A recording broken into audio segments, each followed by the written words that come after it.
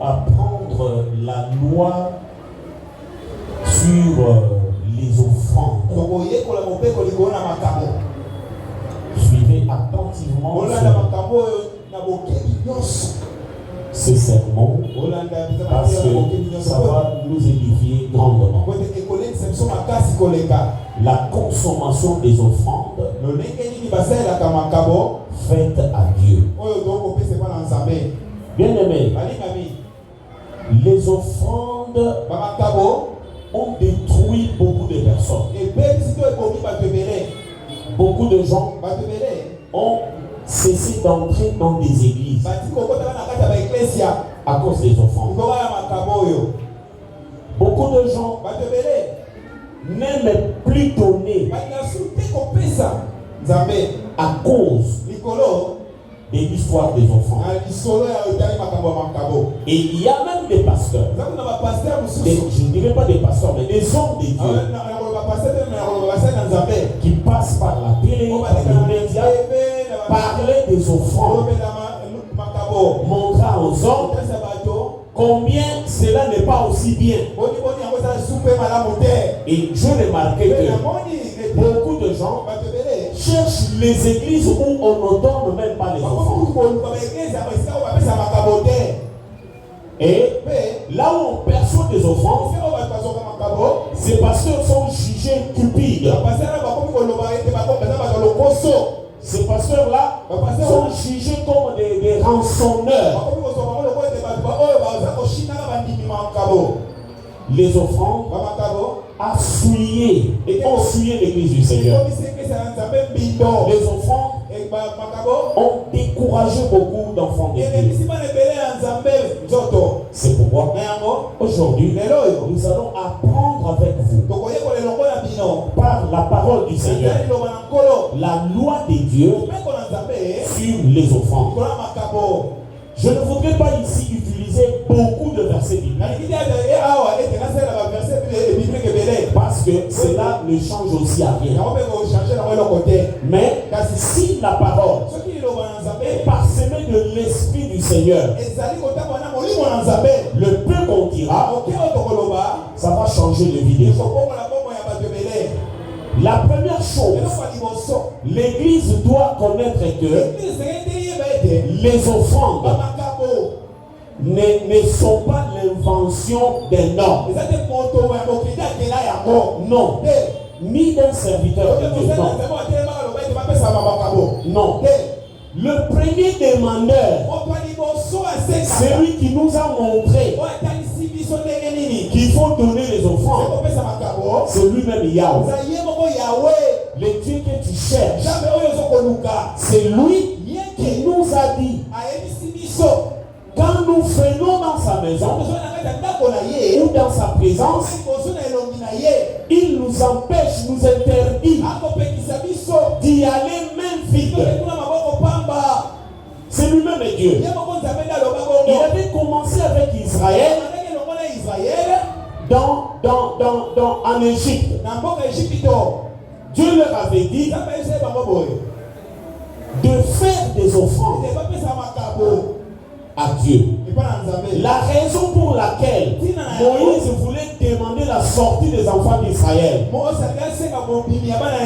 c'était pour aller offrir à Dieu. Les offrandes ne viennent d'aucun pasteur, ni aucune église. Sachez que cela vient de Dieu. Alors, comme ça vient de Dieu, le problème c'est l'utilisation, la manière de le faire. C'est là où bien les hommes de Dieu, les églises ont inventé des choses qui ne sont même pas dans la Bible. Et pourtant, quand Dieu avait institué les offrandes, quand il avait dit, il avait aussi fixé des normes sur les offrandes du Seigneur. C'est ce que je vais vous parler dans les quelques temps qui me restent ici. Restez assis. pendant que je fais cette lecture.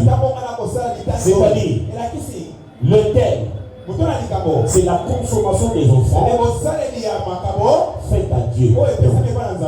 Comment on utilise les offrandes que les gens donnent à Dieu. Et il y a un sous-thème là. Comment aussi on donne à Dieu. Ça c'est très important. Alors, nous allons faire l'étude, l'exégèse, le chapitre 22 du livre de Lévitique. Je commence par le premier verset. Le Seigneur dit à Moïse, présente à Aaron et à ses fils les cas où pour ne pas me déshonorer, va parler à Aaron et à ses fils. La première des choses, Dieu dit qu'il ne me déshonore pas.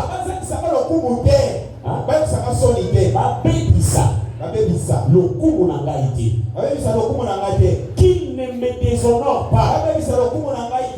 Pour quelle raison? Sur la raison des offrandes. C'est pourquoi Dieu dit ils doivent se tenir à l'écart des offrandes. Zambé abandina na biso basali Nzambé.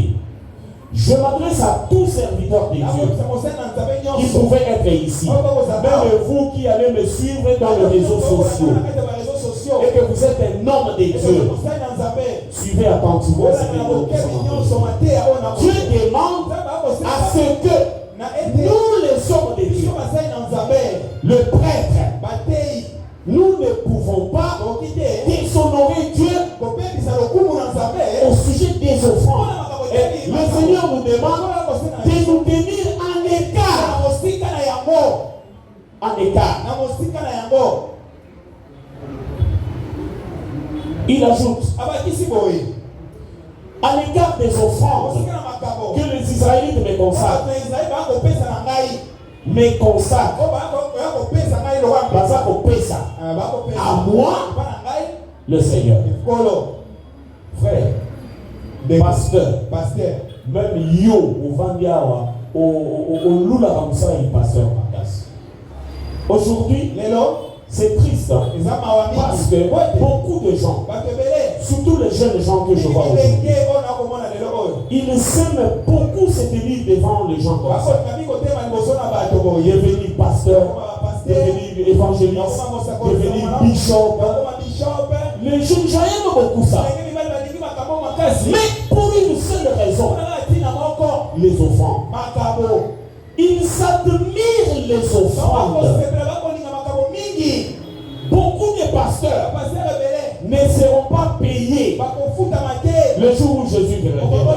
Parce qu'ils sont déjà payés. À cause de quoi? Les offrandes. Ça tue beaucoup de gens. Cela est devenu un mobile, une raison qui pousse les gens aujourd'hui de multiplier les églises. La plupart des églises que vous voyez, ce ne sont vraiment pas les églises du Seigneur. Ce sont des véritables tableaux que quelqu'un a créés pour s'attirer de l'argent auprès de fidèles. Dieu commence à dire il faut faire beaucoup d'attention.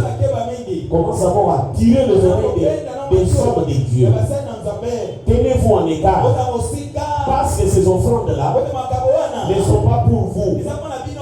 Les offrandes sont pour le Seigneur. Là, je commence déjà à défendre à quelqu'un. Vous qui avez l'habitude, je vois beaucoup de gens, quand ils viennent même devant moi ici, pour payer leurs dîmes, pour payer leurs offrandes, ils disent toujours la dîme du pasteur. Papa n'a eu messieurs, changez votre langage. Je m'adresse à mes amis pasteurs. Les offrandes n'appartiennent pas au pasteur. Les dîmes n'appartiennent pas au pasteur.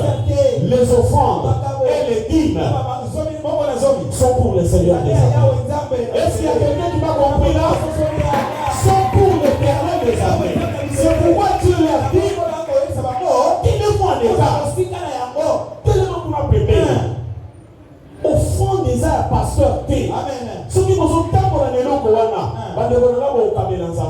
Amen. Et tout pasteur qui voit les choses comme ça, il ne sera aussi pas béni. Qu'il suive cette prédication, il saura son sort.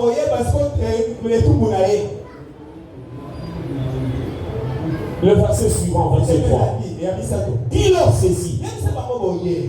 Là, on continue toujours à parler au pasteur. Dis-leur ceci. Dans les générations à venir, si un homme d'une famille sacerdotale, pasteur, s'approche en état d'impureté des offrandes que les Israélites me consacrent, à moi le Seigneur, on lui interdira de rester à mon service. Je suis le Seigneur. La première loi. Vous les enfants du pasteur. Parce que même si les offrandes sont consacrées à Dieu, mais vous devez aussi écouter ça. Dieu lui-même a ordonné à ses serviteurs d'utiliser cela, mais sous une certaine condition que je vais vous parler aujourd'hui. C'est pourquoi, parce que nous sommes les utilisateurs de fausses offrandes, de faux dîmes. Dieu nous dit ceci, de commencer d'abord par nos maisons. Je m'adresse à tous les enfants des pasteurs, même vous qui me suivez dans les réseaux sociaux. Dieu dit ceci, si dans la maison du pasteur, vous qui habitez la maison du pasteur, il y a quelqu'un qui s'est conduit dans l'impureté, ne touchez pas aux offrandes. Ceux qui vont sommer la carotte, n'y touchez pas. Et là où ils ont fait là, na bino bana ya ba pasteur. Et c'est lui pose à la bano passer qu'on parle dans Zambé. Parce que et nous qu'on poma bino. Et ça dit pas au fond de tata na bino à sa politique. Parce que ma pesa enzela asale la yango. Mais quand ma béni mato, moi na nyosa pasteur, on tambola kama pe na mapunda keba. Keba. Sur ce point, j'ai toujours dit à mes enfants, ils sont 4. Je leur dis ceci. Ils sont ici dans l'église. Je prends Dieu en témoin. Leur maman est aussi ici. Je leur dis ceci. Parmi vous 4, c'est lui qui n'utilisera pas son argent avec le Seigneur sera maudit. Vous seriez des personnes qui vont soutenir l'église du Seigneur. Vous allez utiliser vos ressources avec le Seigneur. C'est ce que je leur dis. Pourquoi? Parce qu'ils habitent dans la maison d'un utilisateur des offrandes. Et je leur demande de marcher dans la pureté. Alors, dans une maison de pasteur, ne sois pas un enfant qui trompe. Qui trompe.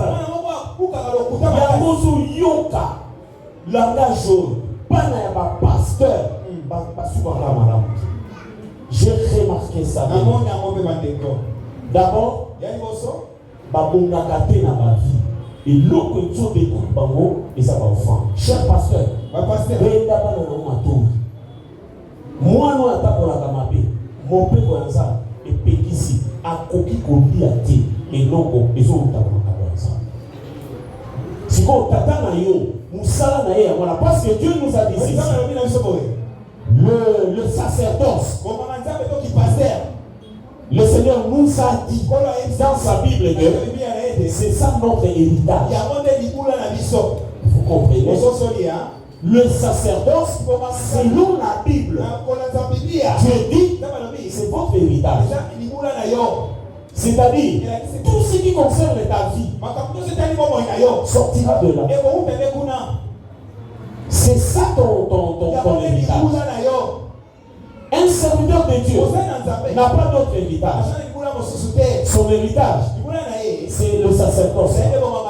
Si tu as dit,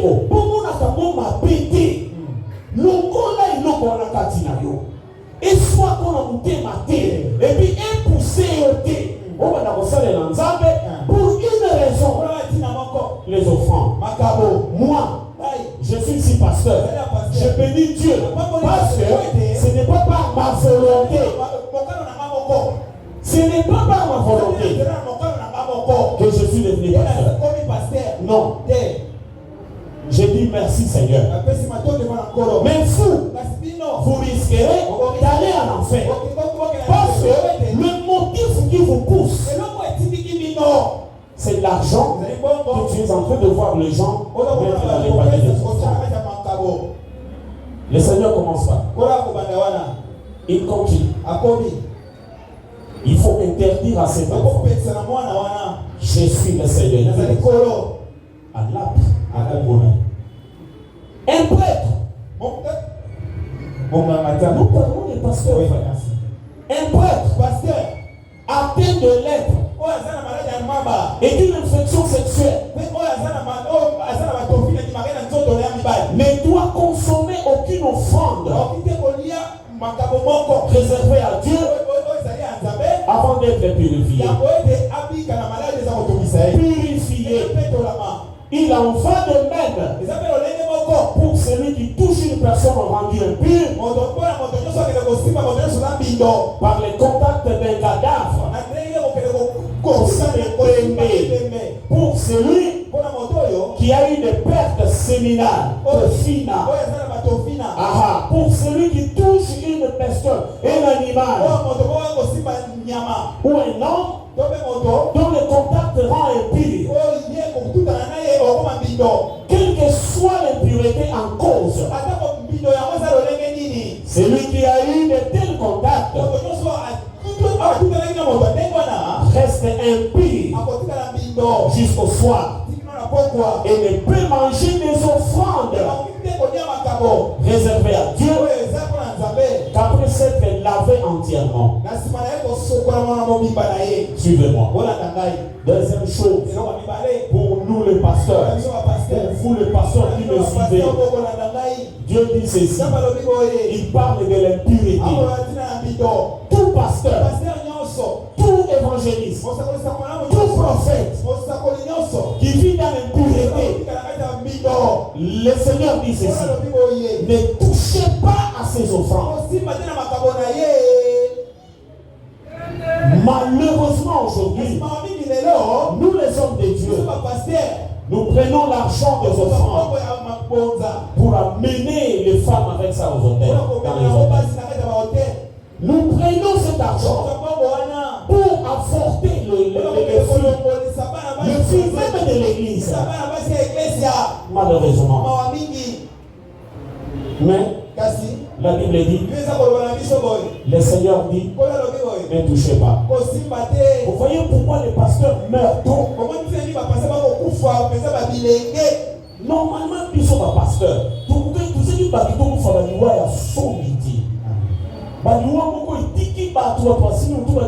est-ce que pasteur normalement, il a connu les autres pasteur de l'eau et sa utilisation à offrande dans l'impureté. Dans l'Ancien Testament, Dieu ne voulait même pas, parce qu'il y a des bestioles que si vous les touchez, vous devenez impur jusqu'au soir.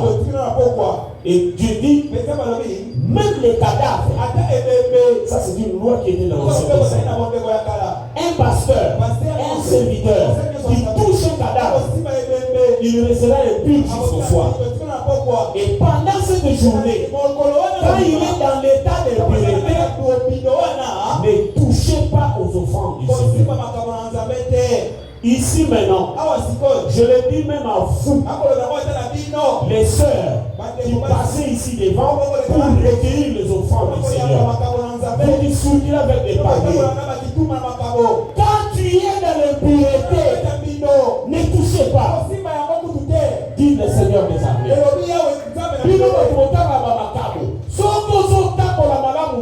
Ne touchez pas. C'est ce qui fait que beaucoup de familles ne sont pas bénies aujourd'hui à cause de cette loi. Là, le Seigneur parle à nous d'abord. Les pasteurs, ceux qui n'ont yo, totambolaka na mabe, na kindumba, na osoto. Mon niveau na pasteur, kosimba makabo na nzambe te. Amen. Sinon, ekomemela biso makabo na biso na bana. Amen. C'est ce qui cause tout ce que vous êtes en train de voir. L'utilisation profane des enfants. Le Seigneur continue. Il nous a parlé de toutes ces choses-là. Là, il nous parle de l'impureté. Il dit, avant de toucher à ça, tu dois d'abord te laver entièrement. Il faut que nous nous pétoli complètement. Dès le coucher du soleil, il est purifié. C'est alors qu'il peut manger de nouveau ses offrandes. Car c'est une nourriture qui lui est destinée. Attention, suivez-moi. Les offrandes, Dieu dit, c'est une nourriture qui est destinée au prêtre. Et nous, quand on est pour Mayoti, et nous, l'église, mukolo makambude mtasali makambe abeni bango matoi soki oza l'état impurité possible. Donc ça nous pousse bien nous les serviteurs de Dieu à être des hommes saints. C'est pourquoi la Bible dit vous devez être irréprochables. Tous les gens ne vous reprochent pas. Vous les jeunes gens qui vous laissent le métier du sacerdoce, abstenez-vous à l'impunité. Commencez d'abord par mener une vie saine. Je le dis, je le répète. Tout celui qui utilise les offrandes dans le cas d'impunité, Dieu défend cela. Il défend cela. C'est pourquoi il dit au verset 8, un prêtre ne doit pas non plus se rendre impur. Ne doit pas se rendre impur en mangeant de la viande d'une bête qui a crevé ou qui a été tuée par un animal sauvage. C'est-à-dire, le pasteur a touché Kounate. Pourquoi? Il dit, je suis le Seigneur. Je suis le Seigneur. Verset 9. Le prêtre, pasteur, doivent accomplir fidèlement ce que je leur ordonne, afin de ne pas se rendre coupable pour des questions de nourriture.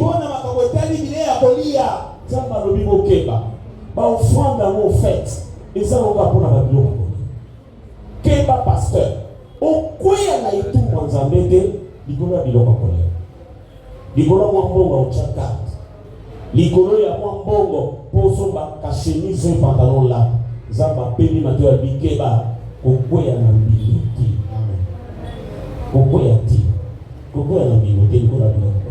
S'il profanait de la nourriture, il mourrait à Bokufa. Il mourrait. Je suis le Seigneur.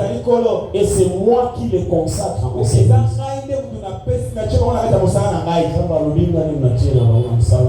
Pasteur et tout le monde les a. Vandatala, comment les hommes de Dieu meurt. Successivement. Et l'eau que je vois pasteur et l'eau matabo. Nego pasteur, ceux qui te limitent au battre la bombe en abisso, et nous sommes déjà en état d'impurité. Tout chacun matabo. Boya. Ceux qui sont le pasteur, au balobi et Aza Kolo, balobi et Zapo Naye. Nous avons besoin de traiter. Qu'en est-il maintenant de vous? Qui ne font pas partie de ça. Naïbi Mathéo, et vous tirez le nom de ça, vous amène le pays. Tu n'en es pas en dessous de ça. C'est parce que, et on se voit dans votre moto. Naïbi Mathéo, l'homme se voit de l'eau pour lui. Parce que, n'a pas tiré la volonté de voyager. Pas bon là-bas. Mata, n'a pas tiré la volonté. Mais n'a pas tiré là-bas, on peut t'accepter sur l'utilisation des offranses. Ah ouais. J'ai commencé d'abord avec les pasteurs et j'en ai fini. Je m'arrête là pour les pasteurs. Non, il y a quelque chose qui était laissé ici. Je saute, je prends le verset 15. Dieu dit ceci au pasteur. Le prêtre ne doit pas profaner ce que les Israélites ont prélevé sur les offrandes qu'ils consacrent au Seigneur. S'ils en mangent, lorsqu'ils ne sont pas en état de le faire, ils chargent les Israélites d'une faute exigeant réparation. Non, qui exige la réparation. Je suis le Seigneur et c'est moi qui consacre le prêtre à mon service. Ta maman, pesanga maïle. Pesanga maïle, tika bolala, kosala semblante. Pesanga maïle. Tala, bobe kwanzambe soukisi boye pona ba pasteur, siko na ina kota pona yo et puis na soukisi. Et soukisi boye pona pasteur. Balobi boye. Pasteur nyonso. Oyo akosala na liseki. A profaner. Donc a moni yango pamba sakani na makabo oyo bana Israël ba longoli na biloko na bango ba pesi pona tina nzambe bana Israël wana se sont foutus parce que lo sakana nango yoka makabo elandi nzamba lo libo aye biloko ya liboso oui. Qu'ils ont prélevé sur les offrandes qu'ils consacrent au Seigneur. Verset 16. S'ils en mangent, lorsqu'ils ne sont pas en état de le faire, la condition c'est-à-dire à un pire, à pasteur à Bamanzamedi, à pasteur à Tangola Kiliki, mais à Osale la Kaba offrande ensemble. Soki, pasteur à Kosami Liboma. A sakani na makabo ya batu yoka etuko liboso ba yebisa ke akokufa osimbango pasteur nyonso aosala eloko yeba ke pasteur etumbu na yo liwa. C'est le Seigneur qui le dit. Deuxième etumbu. Oh, la Bible dit il charge les Israélites d'une faute qui exige la réparation. Landa, Makabo, celui pasteur en salle en mapé, a mimiti et tout à l'église. Bandini nyonso, bozo fanana pasteur, azo tapo la mapé, bino bozo so bamboma makabo, badini, bozo ke nous pesa, boye bake, devant Dieu, pasteur wana, a fait tout à Tchèpe Colonna. Bino wandi, bozu pe tout wana. Et tout wana, et vous savez il faut que bino wandi pour réparer, pour réparer en côté de besoin d'Zambé. Et tu vas le dire. Ça veut dire quoi? Il faut la prudence. Au continent 10. Au continent, tout le monde a banni maté. Bandeko Yesu a bien. Bongo, boyanga, nasuka asu. Bandeko moni moine. Mikolo comme la orpheline. Orphelinat Kingan. Orphelinat la baba. Talaba deko banyo. Ba photo ba otambisi. Tala yo bisi mo ba. Osali biloko mibale. Soki mwana mobali wana zokosa. O biloko mibale koleka. Bande kona lingi. Nzaba lingi avant bimisa mbongo na yo. Opesa makabwa. Kopesa mo bipesela ya mwansati. Il faut yeba. Qui est devant toi? Pendant les lots, place n'y a pas. Qui est devant toi? Oya solo bana biso nani? Bino oza ozo soka makabo kopesa. La pexi mutute. Maintenant oya biso na otake lombe kwanza. Oya telena te asisi. Eza offrande au pesi. Ce qui est à Skiver, yo, yé et tout va du roi et ça c'est là. Mais yo, moutouana a pas yo bito, a qui yo charge mon na yo, oyo et aussi na paix yo paye faut nous kanzabe pour qu'il nous réparer, faut toi na chi. C'est-à-dire offrande na yo, et koki ko pango na yo, to et ko de misero pe. Donc, vous devez comprendre cela et vous devez changer de position. Savoir agir. Quelqu'un dit Amen. Quelqu'un dit Amen. Est-ce que vous avez compris? Est-ce que vous avez compris, messieurs? Ça, c'est très important. Mais, le Seigneur n'exclut pas le péché dans le chef des pasteurs. Il leur demande de se purifier avant de retourner puis de toucher. Il doit se purifier. C'est ça Dieu. Levez-vous pendant 1 minute. Pendant 1 minute. Mbala nyonso topesa makabo ekoya na maboko aventurier ekoya na maboko ani échanger biso na faute nzamba yokela biso matoma na maboko fuwa munoko oyo te osala yango nga na salati te oyo babongisamaki te ya kozwa yango. Seigneur nimbisa biso, Jésus nimbisa biso. Le Seigneur dit à Moïse de communiquer les prescriptions suivantes à Aaron et à ses fils et à tous les Israélites, le peuple de Dieu que vous êtes. Il dit ceci. Supposons que Nakissa, quelqu'un parmi vous, un Israélite ou un étranger vivant en Israël, veut m'offrir un sacrifice complet de manière spontanée ou à Kanisi ou pour accomplir un vœu. S'il désire obtenir ma faveur, faveur et ça, ce qu'il y a soit attention à l'ensemble. Aujourd'hui, ça veut dire que yo l'andanga wa s'il te plaît, tu vas moninga kinya. On dit attention à l'ensemble. Voilà. On dit kaya ensemble. Tchabaka, c'est sa faveur. On dit ça va tchaka. Mais du cabozo sale. Ah, on dit nous avons dit boli importance à enfant. Bino bateau bozo tambola.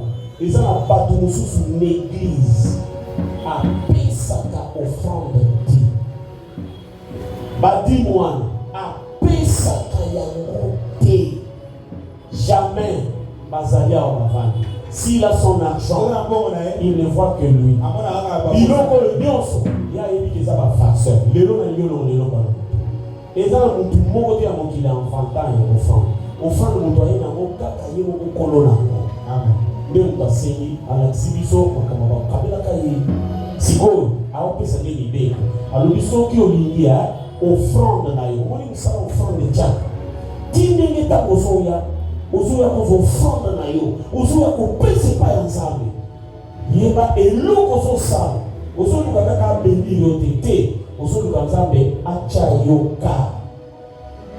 Abani kolanda, suko balate za ko cha yoka. tu vois comment la relation du camp. Garçon a tchana ngaka. Fille on a non le mano de la tchana ngaka. C'est-à-dire on l'a dit là, on l'a dit là comme camp là. On l'a dit là, du coup les appels sont là, on est au coin. Oui. C'est comme un moment là, on a tchana. Amen. So on dit le quoi, secret nango. Faut nango. Amen. Au fond. Amen. Et ça va au fond. Amen.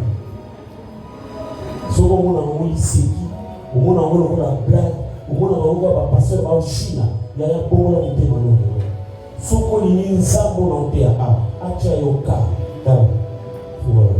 Voilà. So ça da lokola misili ta misila zaka.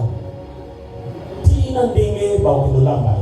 Misila kotama ni kofu akufaka ni kofu. So ko sa misili ndeko ka nzaba ochoka. C'est pourquoi tu es belé parce que ça va ensemble. Mais au moment où tu es dans le camp, tu as payé dans le monde. Tu es dans le pays et tu es dans le pays. Ils ont la santé. On dirait faveur dans le pays. On dirait que tu as un caractère dans le pays. Parce que si tu as un caractère, ma boulot va nous dire.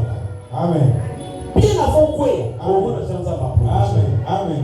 L'Oba Makas, Nzambe Changaka. Nzambe Changaka. Secret à Ka, les amis. Au fond. Côté la bio, ils ont demandé. Souvent, ils ont chayoka. Et là, il faut ça. Dieu dit ceci. Il doit amener. Il doit amener un mâle sans défaut. Un animal mâle sans défaut. Taureau, bélier ou bouc. Il n'est pas permis. Les petits amis. Il n'est pas permis d'amener un animal présentant un défaut. Je ne l'accepterai pas de votre part. S'il s'agit d'un sacrifice de communion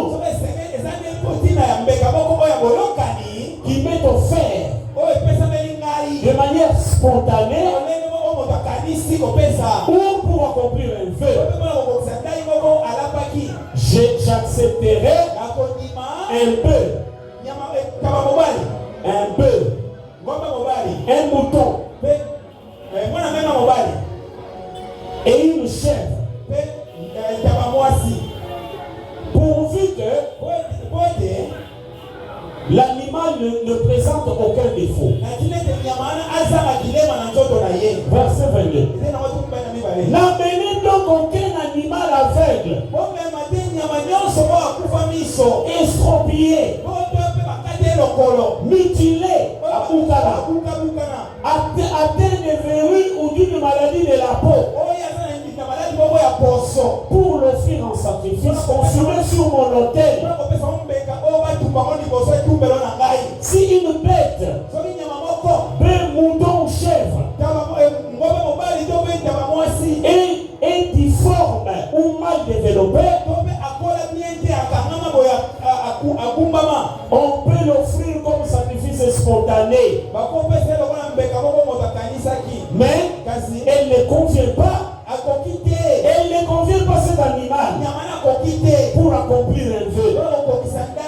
Ne m'amenez jamais un animal dont son organe masculin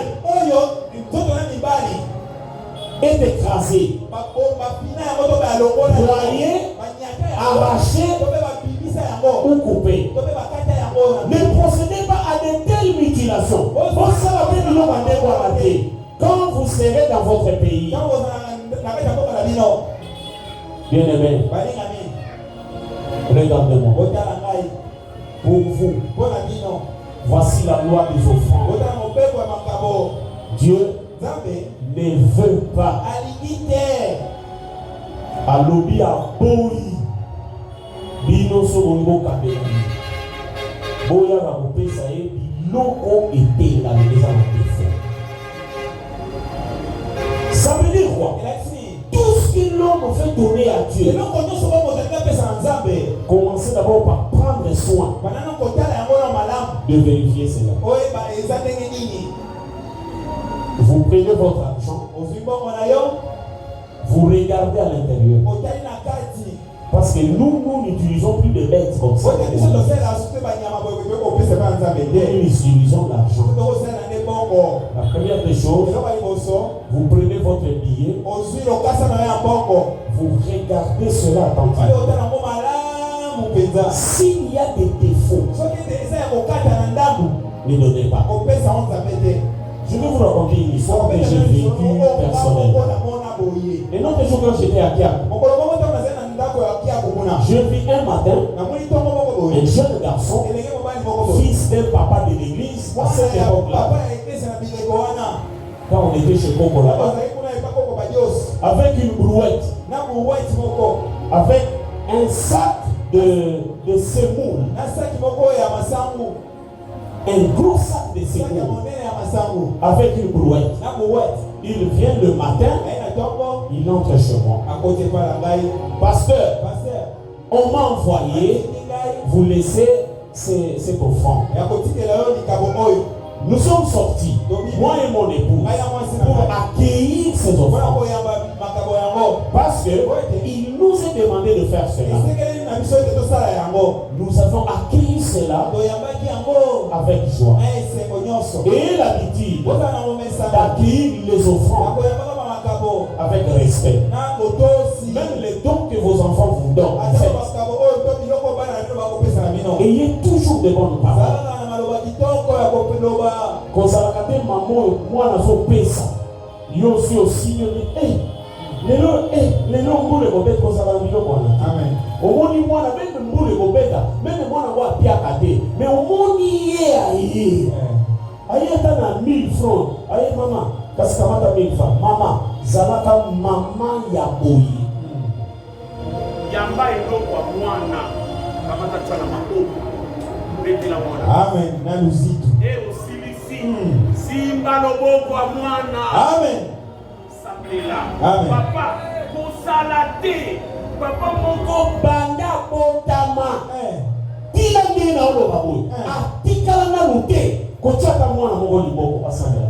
Merci ma fille. Atikala ti. Papa ma paix. Est-ce que ça sabela pour mwana? Atika, je dis bien, maman on est la famille. Tina netro no baboyilo bana na onyo sokota tangela nga mwana nini oyo yo ozwa no boko na yo. Moi je vis mon père avant de mourir. Je suis là-bas à l'hôpital. Quand il m'a vu, il m'appelle, il dit viens. Il assieds-toi là-bas. Je sens que je ne serai plus là. Il regardait là-bas. Tu vois les draps qu'on a laissés là-bas.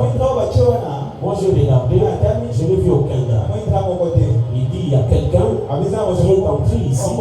Il m'a laissé ces jolis draps là. Il me montre le drap. Et là moi je vois.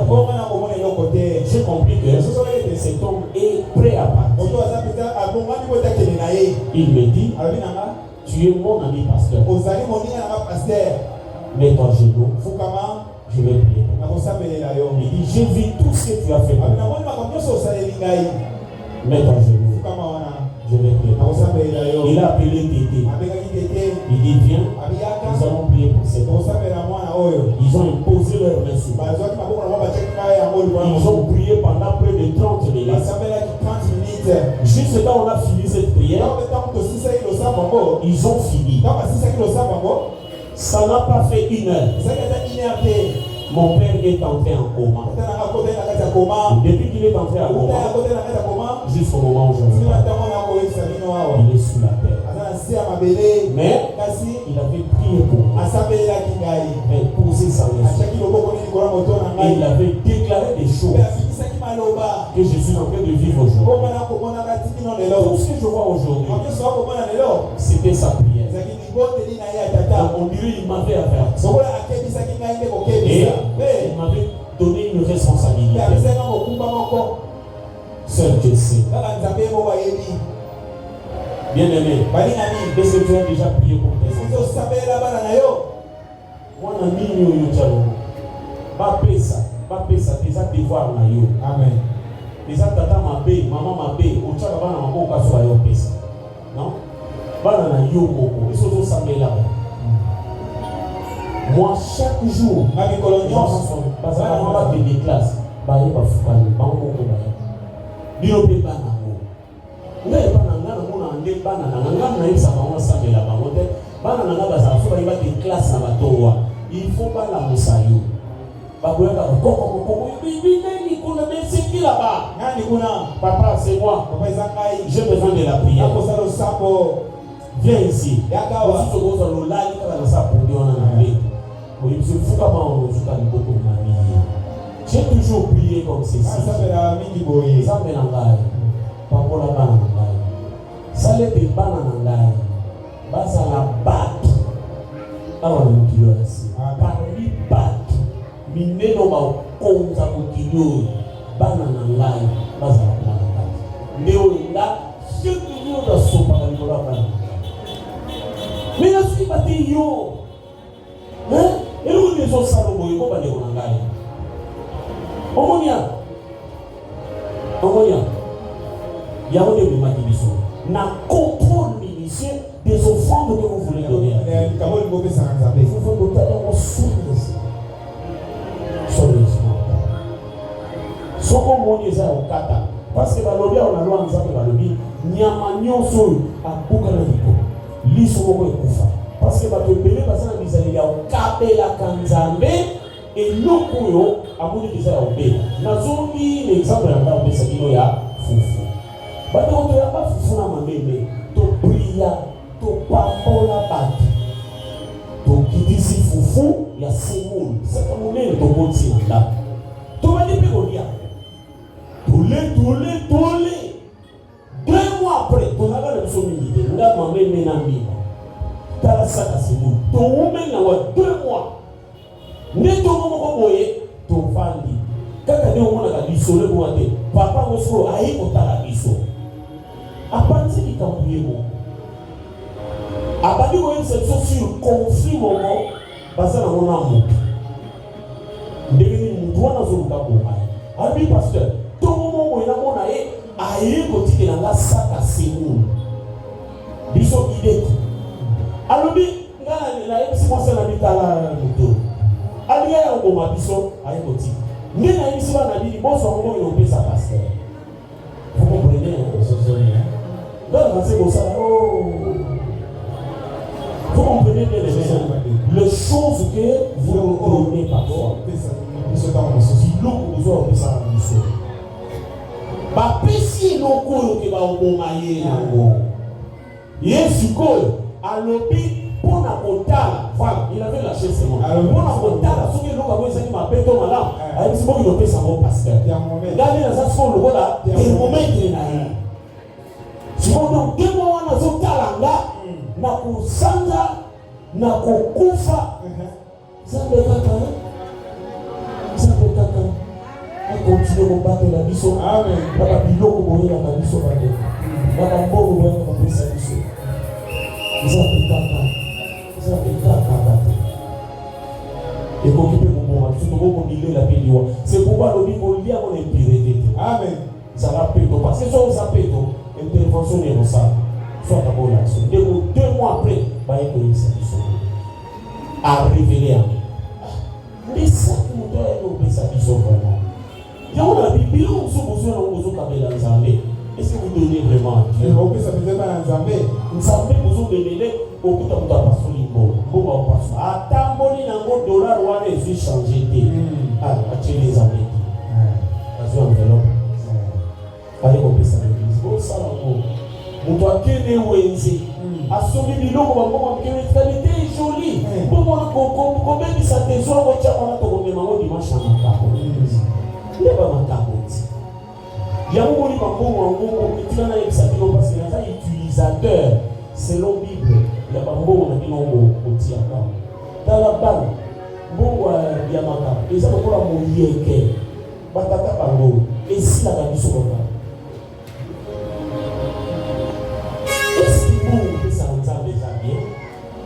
Je me pose cette question. Je me pose cette question.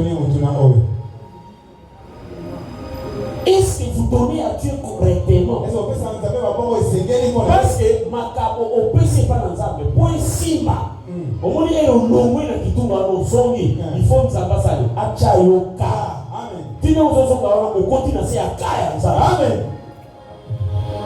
ero yo opesi obibi musala makabo ya ngwa bati mbozo opesa musala ngwa amen mais venez correctement devant Dieu lukela makabo na modelo ya amen alingi babiloko epepa esali boye ntuluki chemise moko olati olembi yango ni boye kopesa kaka makabo amen bosala solo amen banda lelo changer amen je m'arrête là nasuki wana